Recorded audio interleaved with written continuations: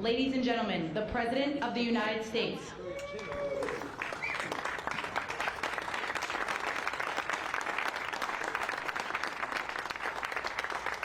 Hello, everybody. Thank you very much. Thank you. What a friendly group this is. No Democrats are here. Right? Well, I want to thank everybody. This has been a labor of love. You know, we took over a building that was not properly taken care of. It just wasn't. It's a very special building, and we are taking care of it. This was grass, and when you have a news conference, and this was going on for many years, but everybody would just sink into the mud. It was extremely luxurious grass, especially when it was raining, because you'd go down about 5 inches into the mud.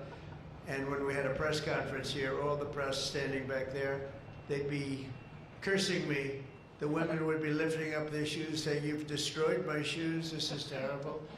So we got a stone that's the exact same stone and color as the White House itself, because we wanted the friendly feeling of that light color. And it reflects the sun, and it keeps you cool even in the summer. And we've had press conferences. We finished it about a month ago. This is, as you see over here, the Presidential Walk of Fame. And we had this long wall with half windows because that used to be a swimming pool on the other side of the wall. That was the swimming pool where Jackie would say, "I hear women inside." Are women inside? Quite a famous, I'm not saying anything, this was a part of a movie. And the Secret Service said, "No, ma'am, there's no women inside, ma'am. I'm sorry, ma'am, you're gonna have to move along." "But I hear women inside." "No, ma'am, you'll have to move along, ma'am." So that was the famous swimming pool. Now it's even worse. It's for the media. They covered the pool up. They covered the pool up, and now it's for the media. And I think we have a small representative group. I don't think they allowed the rest of them. I can't believe it. What happened? They're all on the other side of the wall. Can you believe it? Because this is supposed to be sort of a private event. And there is no such thing in politics as a private event. Lindsey, you learned that a long time ago, right? The great Lindsey Graham. Doing fantastic. You're up 34 points, Lindsey. That's right. Thank you. It's not bad, I'll tell you. It's not bad. So we did the Presidential Walk of Fame from the great George Washington all the way to, well, I think we have to rate him above me. So it's less than great, less than George. Somebody went up there and they say, "You're the third best president in the United States." This was on television, third best. And they said, "Who are the first two?" "George Washington and Abraham Lincoln." And I got extremely angry at this man. You know, you can't. It's going to be tough to beat, Mr. Senator. It's going to be John. It's going to be very tough to beat Washington and Lincoln, but we're going to give it a try, right? Hey, they didn't put out 8 wars, 9 coming. All right, we put out 8 wars, and the 9th is coming. Believe it or not.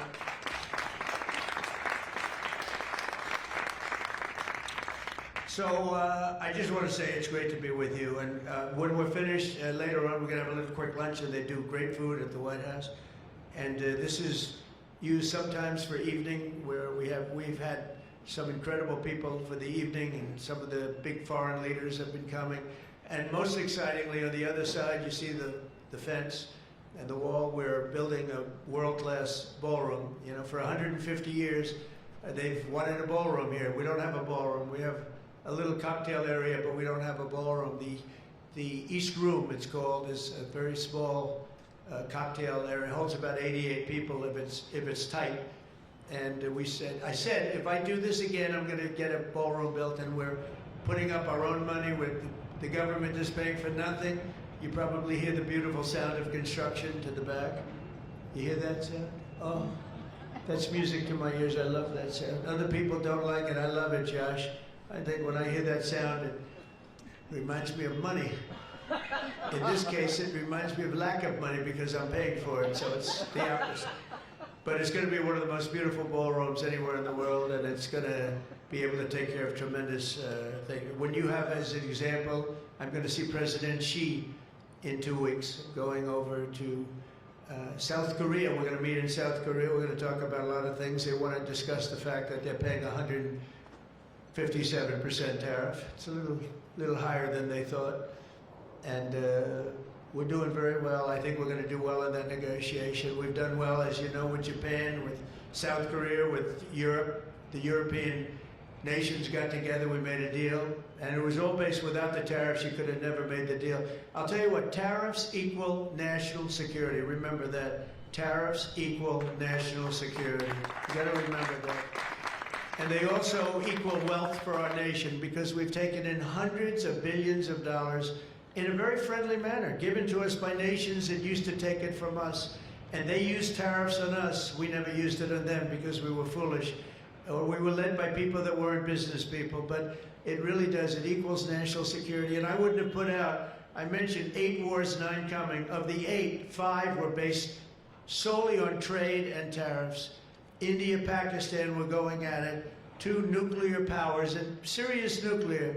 7 planes shot down. They were ready to go, and I called them up. I said, you go to war, and we're not doing a trade deal.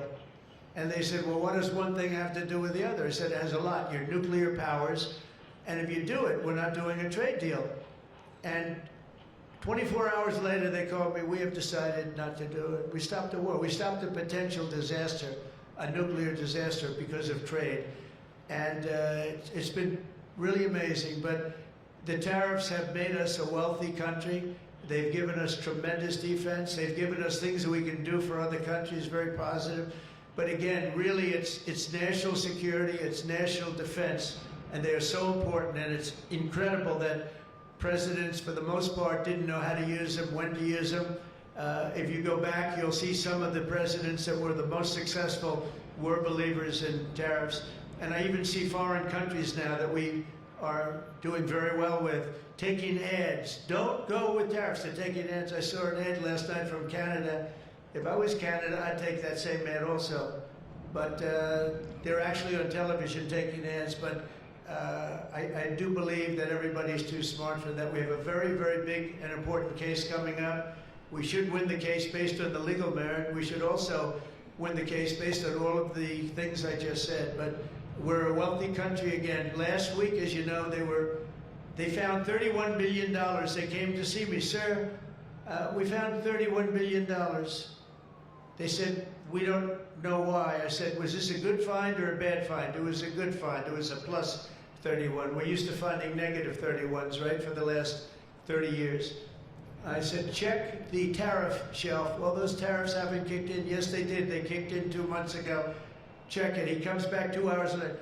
Sir, you were right. We have an additional $31 billion, billion, not million, Lindsay, billion, that we just found from tariffs. They kicked in earlier than we thought. You were right. We're a wealthy nation again, and we're a nation that can be secure. We're a nation that can start paying down our debt. And with tariffs, we're the wealthiest nation ever in the history of the world. Without them, we've got to slog. We've got to slog. But remember this, other nations, including China, Japan, European nations, they used tariffs against us for many years. That's why we owe $37 trillion. That's why. But they used tariffs very successfully against us, and we had presidents that never fought it. But now you have a president that does fight it. So I just want to welcome you to the incredible Rose Garden. It's just an incredible place. It was done, we did it, brought it back to health. It was in very bad shape, actually, and we brought it back to health. First Lady Melania did a fantastic job on it. The surrounds and everything, it's all brand new wiring. You know, underneath there's a lot of wire, a lot of things. Everything brand new, everything beautiful. The only thing we did is we had to get a hard surface here because nobody could use it because of the grass. So I just want to welcome you, and I hope you're going to be here a lot. We're going to use it for meetings. We're going to use it for press conferences. Now we can use it. It was unusable before, and now we can use it. But everything that you see was redone. All of this was redone, and the whole White House is being redone. Some of you came through what they call the Rose Hall. They call it different names, but you probably noticed, I don't know if you came through this door, did you notice the white marble floor that was put there?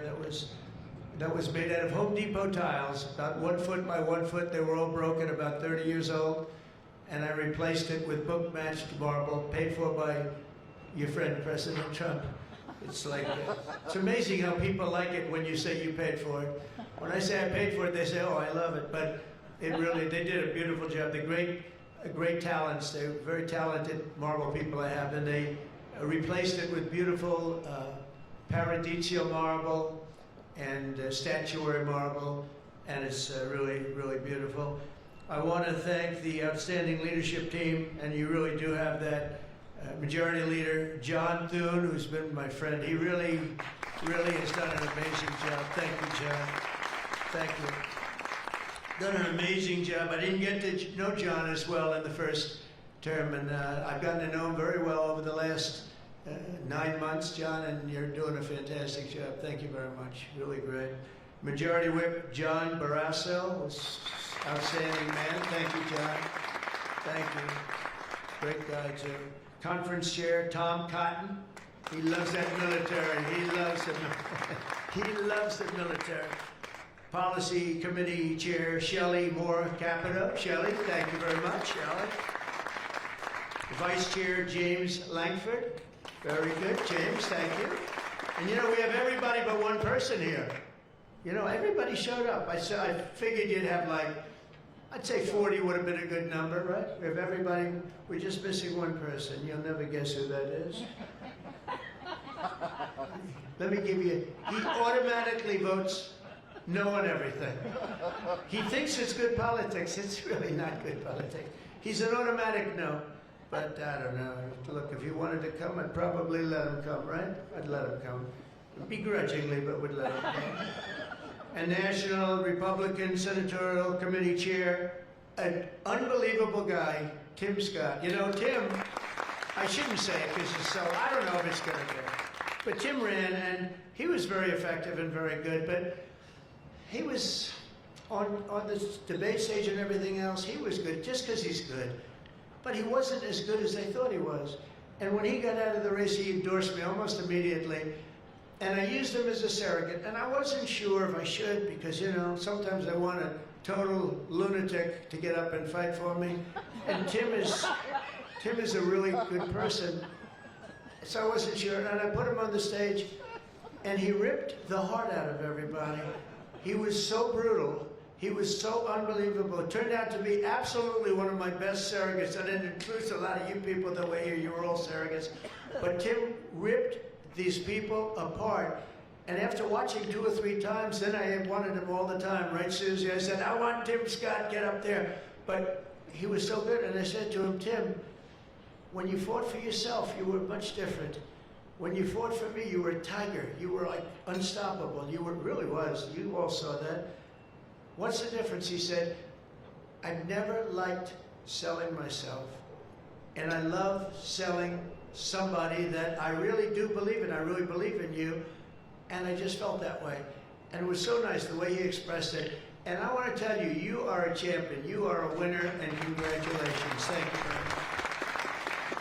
I never love telling that story because I'm not sure if it's a good or a bad story, but I'm telling you, you are an amazing guy and you fought for me so hard, and I really appreciate it. You got to be my #1 choice, Tim.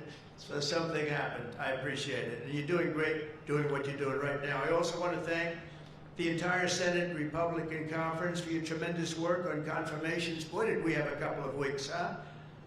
We had some, I signed like 150 of them, and I didn't use an auto pen, by the way. I signed. You know, when you're signing these important, like a general getting approved from 3-star to 4-star and all of these different things and big confirmations and, you know, big stuff, you really have an obligation to actually sign it, I think. You probably noticed right there, number 46, we put up, right? We put up a little bit of an auto pen. We have 46, we have 45, we have 47. It's very interesting. You have 46 as an auto pen. It's up there. It stays up there. People like it. It's probably going to stay up there for a long time. And I know you're looking into that. And by the way, the auto pen person said he never spoke to Biden. He worked the auto pen. You're not allowed to do that. So if you're looking at anything, just remember it. And remember, they treated us very badly. They treated us very, very badly, so I think you're allowed to just report the truth, including the confirming of my cabinet much faster than first time. I mean, we went so fast, and I give John Thune and all of you credit for that. It was amazing. All of a sudden, I was calling John, I gotta get him approved. come on, John, because I was getting like one every 2 weeks. And you know, I had people, they left their job and they left everything and it looked like they were, all of a sudden, it was like an avalanche. They walked in, James and James, my double James, I call them. They walk in and they had like so many of them. I said, you gotta be kidding. Is this like, are you for real, right, James? John Thune did his job and you got them all done and you have all those people out there working now and instead of being very upset with the fact that we couldn't get them approved quickly. So I really appreciate it. You used a method that I wish you could use U.S. attorneys. You know, I have 10 U.S. attorneys who are phenomenal, phenomenal. A Harvard, a Yale, a this, a that, all top. And the problem is they're not gonna ever be confirmed, I guess. I put them in, they'll be there for 3 or 4 months, whatever, and then they have to leave. Because anytime you have, as you know, anytime you have a Democrat senator, not even two, just one, they'll say because of the time we're in, we're not approving that person. We're not approving, they never do. They won't approve. And therefore, because of blue slip, I have to tell the person after 3 months, I'm sorry, you'll have to leave. And I put somebody else in. And I've had Democrat senators say the only one who'll ever approve is a Democrat. This is not constitutional. And you really, I hope you can look at that blue slip thing, because I have 10 people that are phenomenal and they're gonna have to leave office. Highly educated, top of their class, everything. And they're gonna have a mark on their career that they were a U.S. attorney for 3 months or 4 months and then they had to leave. And that's so unfair. It's unfair to the public because the public voted for me in a landslide, and I'm supposed to be picking the U.S. attorneys, and this goes for judges also. But actually more so even for the U.S. attorney with the blue slip. So I have these phenomenal people, many of them young, but truly fantastic people, and they're wondering what's going to happen in another 3, 4, 5 weeks.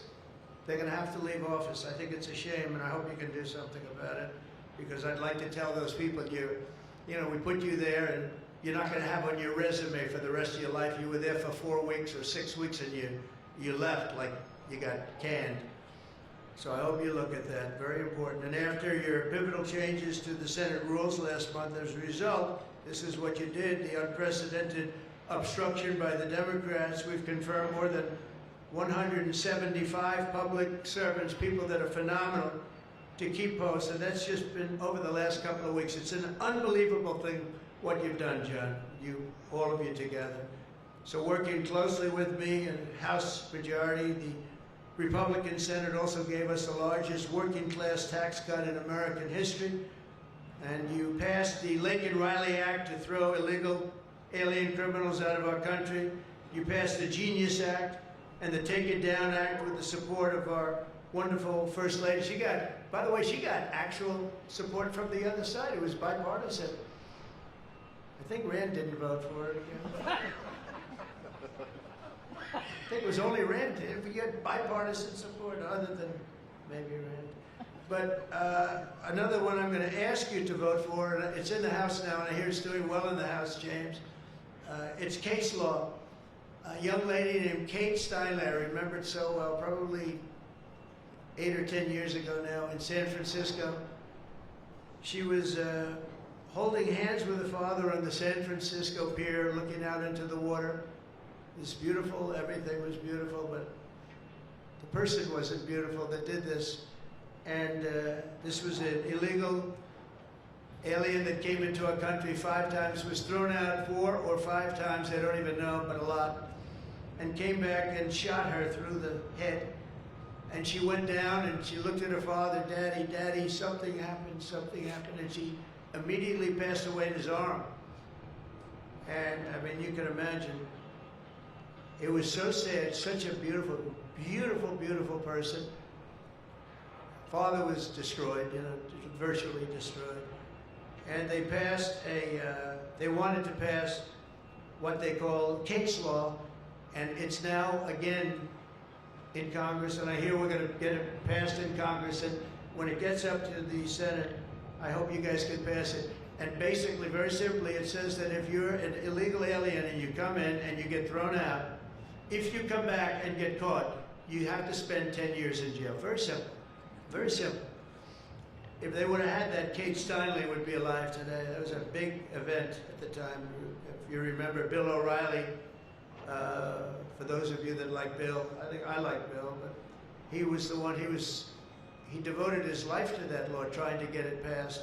I think it's time that we pass it, so that if you get taken out of the country and you come back illegally, knowing that this law is in existence, you go to jail for a 10-year period, and it's going to keep the repeat offenders from coming in. It's going to really keep them from coming in. Senate Republicans have already voted 11 times to get our government back and open for business. We have record business.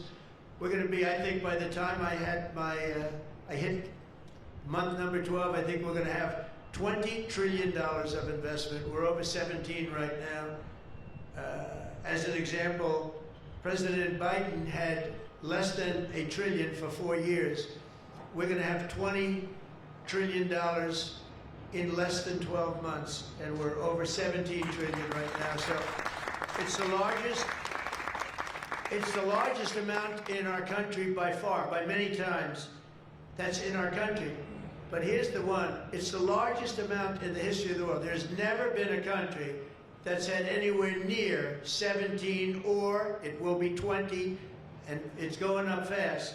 A lot of it's because of tariffs, because they're coming in because they don't want to pay tariffs. In other words, they make their product in a certain country, and they used to just send it in here, and there was no charge, absolutely. Now, if they have to pay a 20%, 30%, 50%, 100%, or 2% tariff, they say, well, it's better if I build my plant in the United States. It always amazed me I did this first term. We had the greatest economy in the history of our country in first term.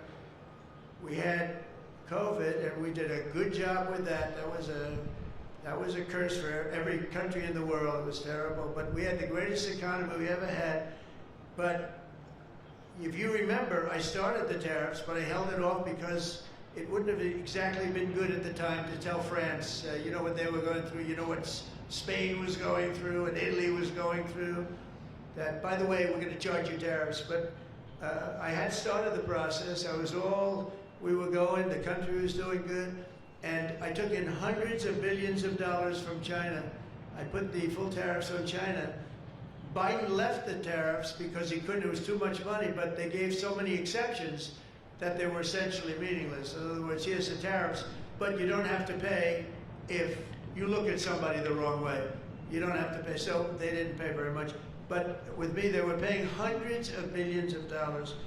And again, I have a great relationship with President Xi. I expect to be able to make a good deal with him, and I want him to make a good deal for China, but it's got to be fair. For years, they were making $500, $600, $700 billion, $700 billion, and we'd be making nothing. It was a one-sided. Honestly, we built their military. We built China's military with the money that we lost for so many years, getting ripped off. So now we're going to have a fair deal. I think we're going to have a very successful meeting. Certainly, there are a lot of people that are waiting for it. Maybe it won't happen. Maybe it won't happen. Things can happen where, for instance, maybe somebody will say, I don't want to meet, it's too nasty. But it's really not nasty, it's just business, and we're gonna do a good job representing you people and representing the people of our country. Unfortunately, in a craven and pointless act of partisan spite, Chuck Schumer, who I've known for a long time, and the radical left Democrats are holding the entire federal government hostage to appease the extremists in their party. And they are extreme. I mean, I've never seen anything like it. They're extreme, and you know what? We had a landslide election. We won the popular vote by a lot. We won the swing states, all 7. Remember, they said, oh, if Trump could get 3 swing states, he'd be. And, well, I didn't get 3, I got 7. We got all 7 by a lot, by record numbers. We won the Electoral College, 312 votes. They said, it's very hard for a Republican. It's harder for a Republican. Although now I think we've swapped it. I think it's now harder for a Democrat. Because if you see what we've done with the Hispanics, with the black workers and black men, and recently a poll came out with black men and women were doing so well. You know, they want security. They don't want to have their city destroyed. Women in Chicago, beautiful black women walking around with red MAGA hats because they don't want to be mugged and shot and everything else. And then you see a Democrat get up and tell you how safe it is in Chicago. You know, they've had, in a fairly short period of time, 4,000 murders. This is over a short period of time. 4,000 murders. And they had a holiday where they had 28 people killed and almost 100 shot. And then you listen to this guy, Pritzker. I've known the family for a long time. They threw him out because he was no good, and he became governor. He's got money through the family. He didn't make, he's got money through the family. But they threw him out, he became governor. I said, I wonder how he's gonna do. It's a crime palace, it's a shame. And you know what we did in DC is unbelievable. You people, you can walk down the middle of the street, Mr. Senator, you can walk down, you can have your wife meet you at the restaurant and she's not gonna be accosted, shot, beat up, raped. It's unbelievable how bad it was. It was one of the worst in the country, and now it's stone cold. I don't say the word perfect, but it's pretty damn close. And you know, they would average more than a murder a week in Washington, D.C. This is just before we got here, a murder a week. Think of that. The capital of, in my opinion, the capital of the world. They come from Iowa, they come from Indiana, they come from Florida. You call up the parents, I'm sorry, sir, your son has been shot and killed. We have no crime here now. We have no crime. And the National Guard has been unbelievable, the job. Unbelievable. And you know, it also looks better. I do a tour, I hop in that beast. I feel very safe in the beast. The windows are this thick. But I hop in the beast and I tell the Secret Service, let's drive around town. I used to do that myself. I could drive myself around. I actually like that better. But now I don't think it's a good idea. But we drive around in the streets. The place is looking much, the grass is good, the fences are down, there's no tents, there's no anything. We are looking like it's just a whole new look. And the most important thing, there's no crime. And we're gonna fix the roads, we have great pavers. We're gonna fix the medians in between the roads, which are half of them are falling down. We're going to take some of the tiles off the bridges, the tunnels that you have. They've been up for 40 years, they're rotted. And we'll put up brand new, gorgeous white tiles like it's supposed to be. But this place is looking really good, and we haven't even started the real fixing up of the town. We're getting rid of the graffiti. You notice there's almost no graffiti anymore. A lot of that beautiful statuary marble and red graffiti all over it had bad signs up, and it stopped. We've taken out 1,700 career criminals and people that came in through an open border. They came in through Biden's open border. And we've taken them out. The thing having to do with all of the elements in the great, big, beautiful bill, I'll tell you, it's amazing what we've done. $200 billion in costs for medical. Well, we've done $50 billion for rural hospitals. And remember, no tax on tips, no tax on Social Security, no tax on, think of all of these things that we've done.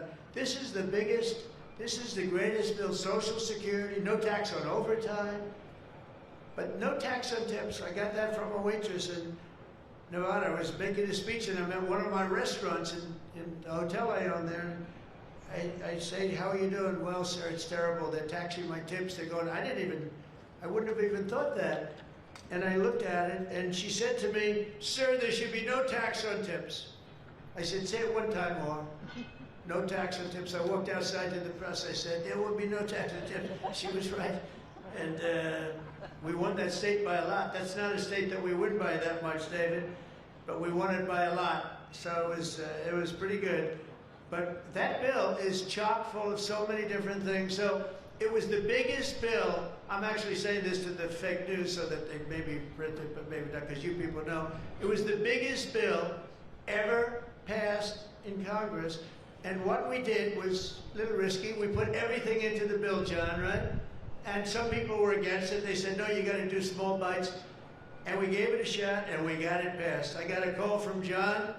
He said, it was 3 o'clock in the morning, sir, we have 4 hard no's. could you please call him? I said, what time is it, John? It's 4 o'clock in the morning, sir. So I call up. One of you is sitting right here. I said, Jim, could I say hello to you? It's 4 o'clock in the morning, right? He said, sir, you have my vote. And I said, wow. Then I called up another person. I'll use fictitious names. Doug, could I get your vote? You've got it, sir. Then I called up another one. How about Josh? Can I have your vote, Josh? Because I like Josh. And Josh, who can be very difficult, said, sir, you have my vote. His wife was screaming at him on the other side. Sir, you have my vote. But I called people, and they weren't really hard-nosed. They wanted a little attention, unfortunately, at 4 in the morning. Sometimes I like the ones that don't like the attention, but we'll take it anywhere we can. And we got it passed, right, John? And nobody thought that could happen, because you have a small majority. And how about in the House, we had a majority of 3. We actually went down after that for a period of about 2 months. We went down to a majority in the House of 1. And I kept saying, you know, because I'll tell you, Mike Johnson's great. The team, these 2 teams, did you ever see 2 people more different? One's tall, one's slightly less tall. You want to be clear? They are very different people, but they're the same in terms of talent. They did it, the 2 guys, and they get along incredibly well. We all do. We get along great. But we passed a bill. We don't need to pass any more bills. We got everything in that bill. There's nothing else we have to put. We got the largest tax cuts in history. We got the extension of the Trump tax cuts. We got all of these things. And, you know, remember, they lie. They will look at I saw it the other day, they were talking about, I call it the Great Big Beautiful Bill, but that's what it is, the Great Big Beautiful, the biggest bill ever passed. And what they say, they make up stories. And I saw they were interviewing a senator, and they said, well, what's wrong with their bill? He didn't know what to say, because there's nothing he could say. It covers everything. He said, death, death. It brings death. Now, if I'm a regular person and I hear that, I say, oh, that's terrible. But it's just the opposite. It brings life. It brings Medicaid, Medicare, Social Security. It secures all those things. And they just are so bad. You know, they said death. It was like death. And there's nothing about death. Theirs is death. Because they're going to lose Medicaid. They're going to lose Social Security. They're going to lose Medicare. All of those things are going to be gone because the whole country would be bankrupt, and you're not going to have any kind of medical insurance. So with us, it's the opposite. And it's a great bill. We don't need any more. And I want to just say from the beginning, our message has been very simple. We will not be extorted on this crazy plot of theirs. They've never done this before. Nobody has. You always vote for an extension. Chuck Schumer and the Senate Democrats need to vote for the clean, bipartisan CR and reopen our government. It's got to be reopened right now. We're not doing that. They are the obstructionists. And the reason they're doing it is because we're doing so well. We're doing well all over the world. We're doing well with the close to $20 trillion that I just told you about. It will be that number, but even if you take it down to over 17, that's a guarantee. We're doing well with everything. Car plants are pouring back into our country. AI plants, we're leading, we're dominating China right now in AI. And I did something that I think you'd like, because we have an old grid, it's a tired grid. It doesn't have the juice that you need to fire up these plants. You know, these plants will need more than double the energy we have right now for the whole country. That's how big it is. And we can't do that. There's no way we can do that. China's building right now 52 power stations. But I did something better. I'm letting everybody build their own power plant so they'll become like an electric utility in addition to AI. But if they want to build their own plant and we get their approvals within less than a month, it used to take 5 years prior to rejection. Sometimes a guy in Louisiana, they had one that took 12 years and then they got rejected. I got it approved in 2 weeks when I got into office. That was the first term. And the plant is up now, and it's been a great thing for the state. I did it twice, actually. I got 2 of them that were dead after 12 years, and I got them approved, both of them in less than a week. And that's what we're doing. Lee Zeldin, by the way, is doing a phenomenal job, Environmental Commission, I have to tell you. He knows that we have to get them fast, and we're getting them fast. So we're leading China in the AI race by a lot. Under Biden, Democrats voted 13 times for continuing resolutions to keep the government open. And all we want is simply to ask them to do it once again. They always voted for it. They never voted against it. Nobody votes against it. But they do that, and they do. It's partially my fault. I mean, I'm watching you, and I'm looking at all these great faces that I've seen. Really great people. I think with few exceptions, a couple of you I don't like that much, but with few exceptions, great people. And you look at what they do, and you look at the game they play, and it's a horrible game. And, you know, we have the hottest country ever.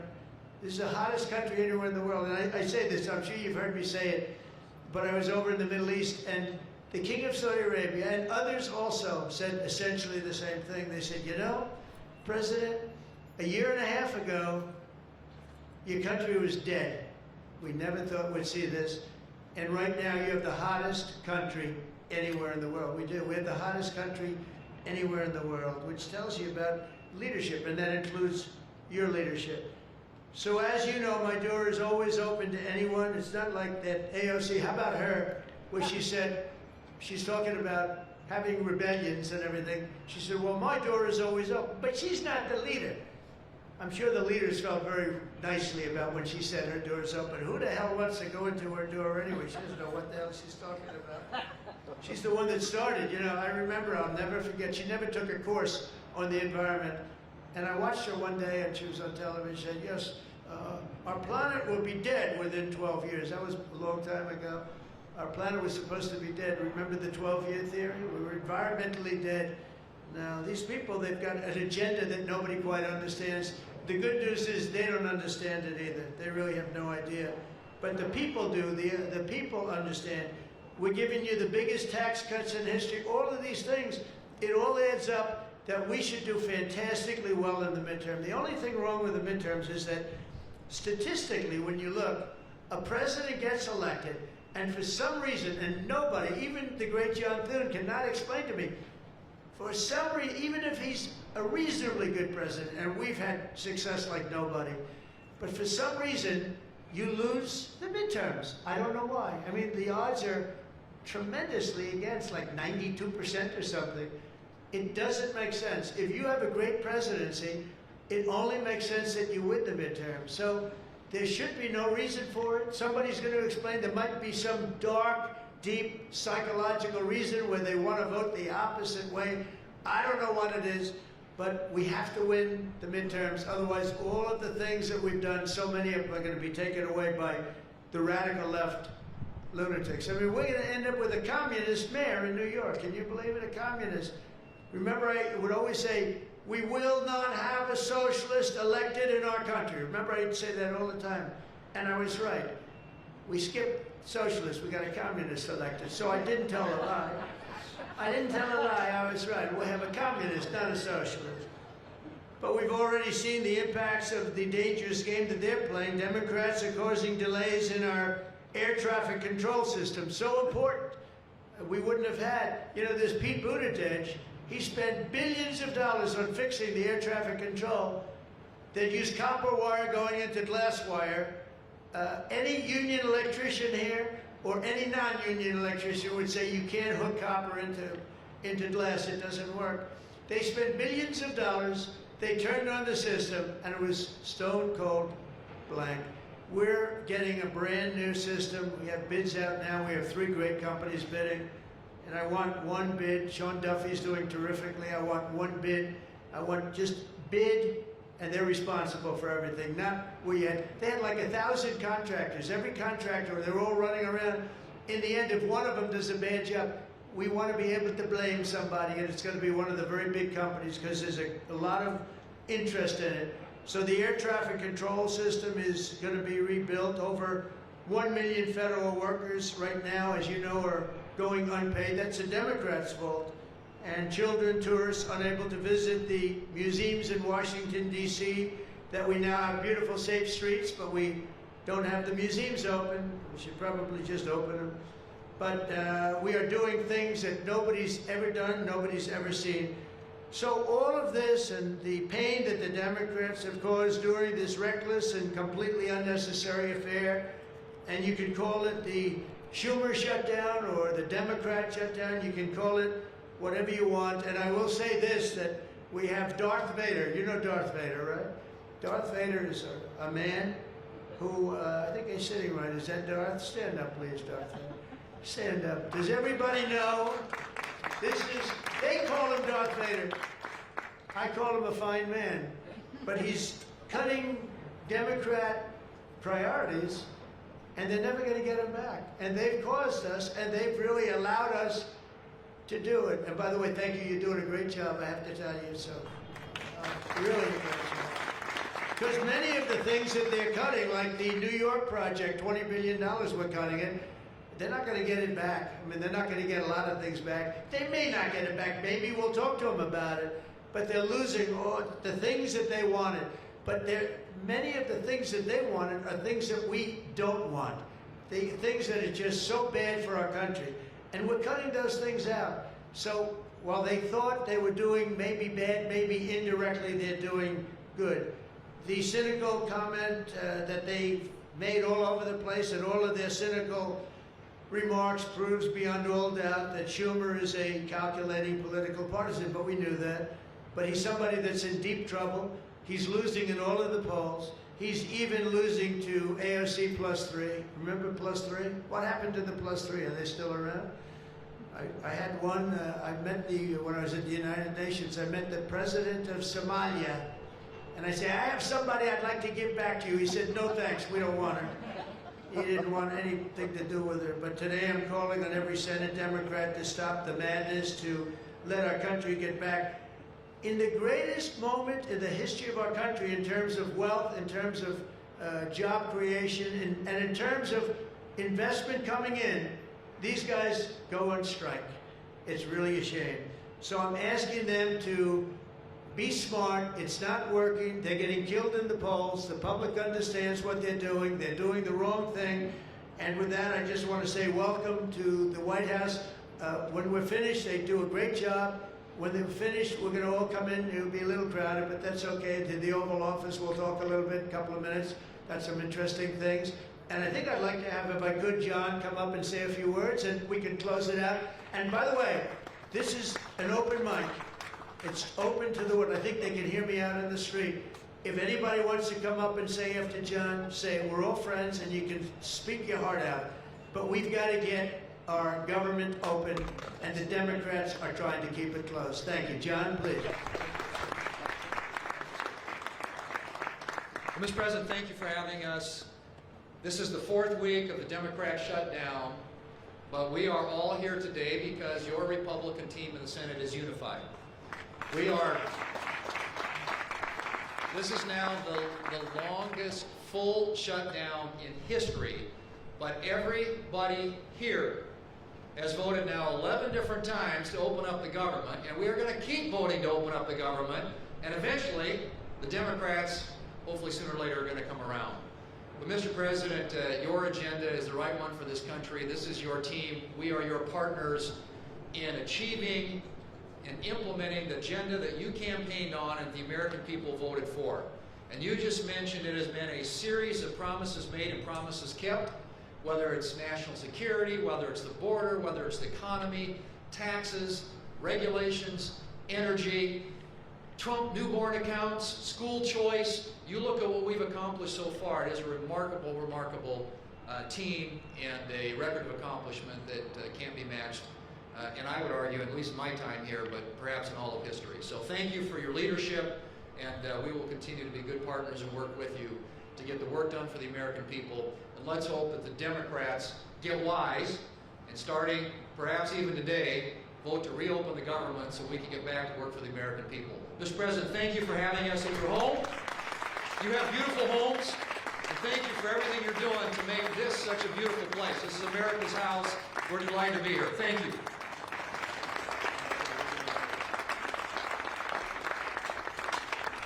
Okay, TV, we're done. Lindsay, that open mic doesn't fly.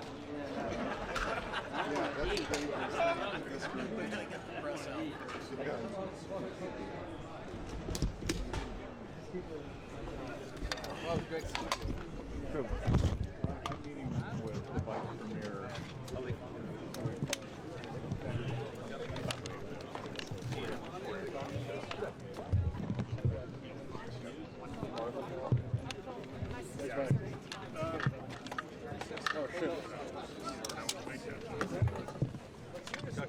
clear.